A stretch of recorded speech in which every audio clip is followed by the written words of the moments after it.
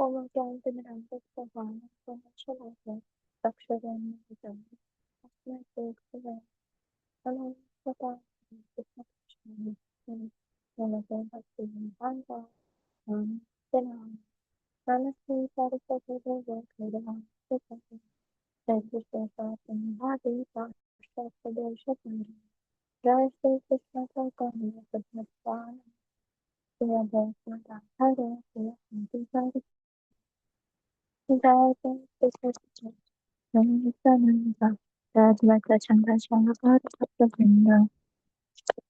So आज के topic है तो है why did Nimai took seven? तो निमाय पंडित जो है वो एक ऑर्डिनरी स्कॉलर नहीं थे। वो खुद सुप्रीम लॉर्ड थे जो कि अपीयर हुए थे as Chaitanya Mahaprabhu distribute the love of Krishna. But question ये होता है कि हाँ, उनके पास एक लविंग मदर थी, एक डिवोटेड यंग वाइफ थी और वो एक बहुत बड़े स्कॉलर भी थे। फिर भी just at the age of 24 उन्होंने संन्यास क्यों लिया? तो उनकी ये संन्यास क्रिया समझने से पहले हमें उनका हार्ट समझना पड़ेगा, तब जाकर हम ये समझ पाएंगे कि उन्होंने संन्यास क्यों लिया। तो निमाय पंडित की जब जस्ट एक मैरिज सेकंड टाइम मैरिज हुई थी, उनकी एक बहुत यंग और वर्चुअस वाइफ थी और सब लोग यही एक्सपेक्ट कर रहे थे कि वो अभी हाउस होल्ड लाइफ में सेटल डाउन हो जाएंगे क्योंकि वो ऑलरेडी एक वेल एस्टेब्लिश स्कॉलर थे और वैष्णव के लीडर भी थे।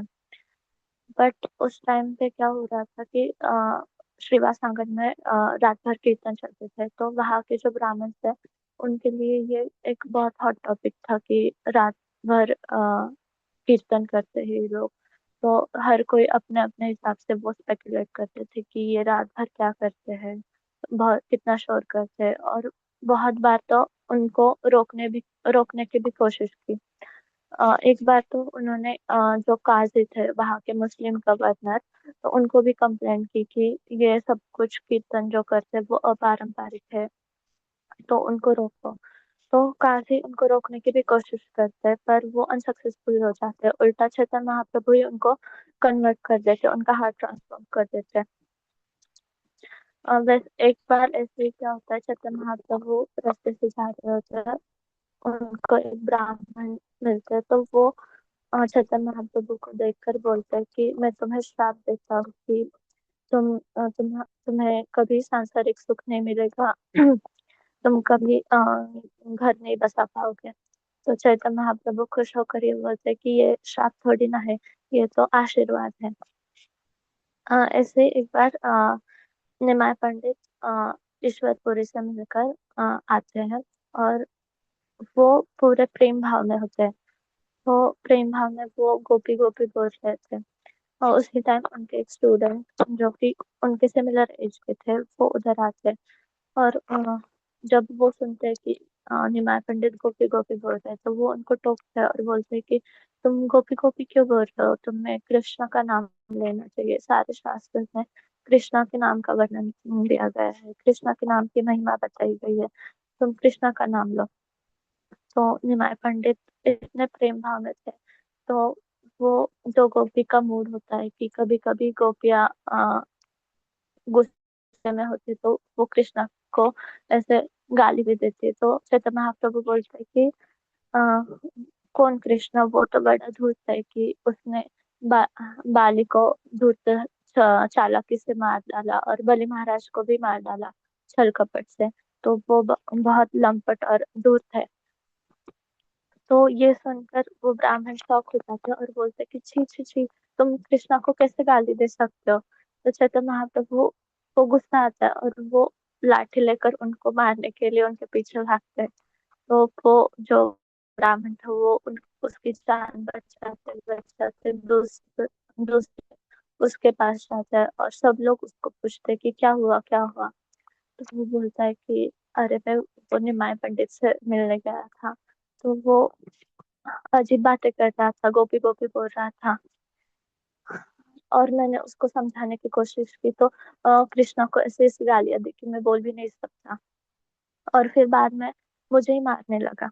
तो ये सुनकर लोग तरह तरह की बातें करने लगे कि हम ब्राह्मण होके ऐसे दूसरे ब्राह्मण को कैसे मार सकता है, या वैष्णव होके गोपी कृष्णा के नाम की जगह गोपी का नाम कैसे ले सकता है, और वो पंडित हुआ तो क्या हुआ, फिर भी दूसरे मतलब ऐसे कैसे हाथ उठा सकता है। तो सब लोग मिलके एक मीटिंग रखते हैं और बोलते हैं कि जब अगर वो फिर से ऐसे करेगा तो हम उसको फिर मारेंगे। तो चैतन्य महाप्रभु परमात्मा थे, तो उनको सब पता चल गया कि लोग उनको मारने की योजना बना रहे हैं।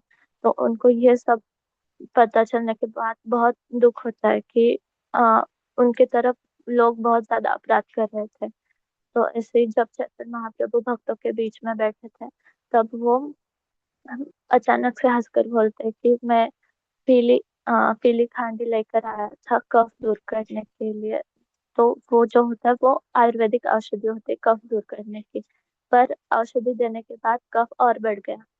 तो नित्यानंद प्रभु को समझ आया कि चैतन्य महाप्रभु क्या बोलना चाहते हैं। महाप्रभु इधर अवतरित हुए थे क्योंकि उनको जो फॉलन सोल्स थे उनका उद्धार करना था, उनको भक्ति में लाना था। पर वो जो जीवात्मा है वो उनको समझ ही नहीं पा रहे थे कि उनको एक ऑर्डिनरी मैन के जैसे ले रहे थे और उनकी तरफ अपराध कर रहे थे। तो चैतन्य महाप्रभु सोचते हैं कि अगर ऐसे ही लोग मुझे ऑर्डिनरी मैन समझकर ऑफेंसेस करते रहेंगे तो वो और पतित हो जाएंगे। तो इसलिए चैतन्य महाप्रभु सोचते हैं कि अगर मुझे उनको भक्ति में लाना होगा तो उनको मुझे ओबीसेंसेस पे करने होंगे। और उस समय सबसे ज्यादा रिस्पेक्ट सन्यासी को दी जाती थी। तो फिर चैतन्य महाप्रभु सन्यास लेने का सोचते हैं। और तभी जब चैतन्य महाप्रभु संन्यास लेने का सोच रहे होते हैं, वहां पे नवद्वीप में केशव भारती आते हैं जो कि एक सन्यासी थे। तो वो ओरिजिनली खाटवा से थे। तो निमाय पंडित के घर उनको डिनर के लिए बुलाते हैं। तभी निमाय पंडित उनको पूछते हैं कि आप मुझे संन्यास दे सकते हैं क्या।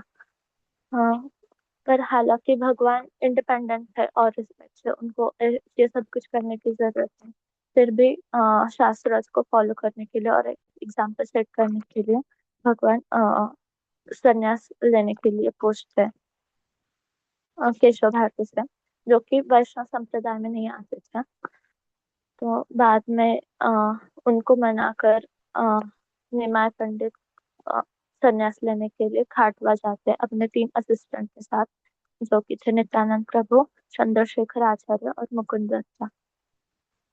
And at the age of 24 years, Lord accepted sannyas order of life in the month of Magh on the full moon day, जो कि हम संक्रांति मकर संक्रांति है वो वीडियो ऑन है। मनाते हैं।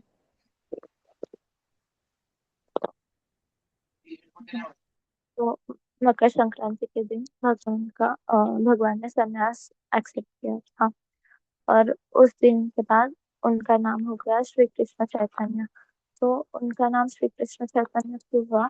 Because he arose Krishna consciousness so powerfully in the heart of his own guru. तो इसकी वजह से उनको श्री कृष्ण चैतन्य नाम दिया केशव भारती ने। उसका मीनिंग ये भी होता है कि one who awaken to Krishna and therefore one who can awaken the Krishna consciousness in others. So संन्यास एक्सेप्ट करने के बाद वो फुल टाइम टीचर बन गए भागवत धर्म के। हालांकि हाउस होल्डर लाइफ में जब थे वो, फिर भी वो प्रीचिंग चालू थी जैसे अभी करते थे संन्यास के बाद। पर हाउस होल्डर लाइफ में उनको बहुत सारे ऑब्स्टैकल्स को फेस करना पड़ रहा था। तो इसलिए उन्होंने संन्यास लिया था और फॉलन सोल्स को डिलीवर कर रहे थे। जैसे कि कृष्णा ने वृंदावन की जो हैप्पी उनकी प्लेफुल लाइफ थी वो छोड़कर वो मथुरा चले गए थे टू कंप्लीट मोर रिस्पॉन्सिबिलिटी, जो सीरियस रिस्पॉन्सिबिलिटीज है वो कंप्लीट करने के लिए।